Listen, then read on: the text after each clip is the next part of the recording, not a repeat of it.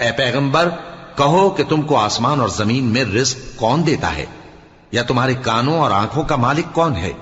اور بے جان سے جاندار کون پیدا کرتا ہے؟ اور جاندار سے بے جان کون پیدا کرتا ہے؟ اور دنیا کے کاموں کا انتظام کون کرتا ہے؟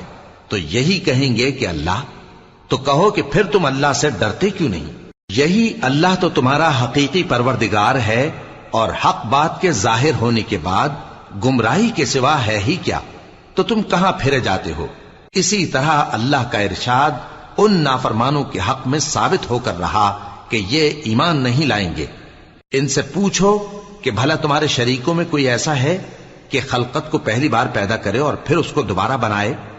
کہہ دو کہ اللہ ہی پہلی بار پیدا کرتا ہے، پھر وہی اس کو دوبارہ پیدا کرے گا۔ تو تم کہاں الٹے جا رہے ہو؟ پوچھو کہ بھلا تمہارے شریکوں میں کون ایسا ہے کہ حق کا رستہ دکھائے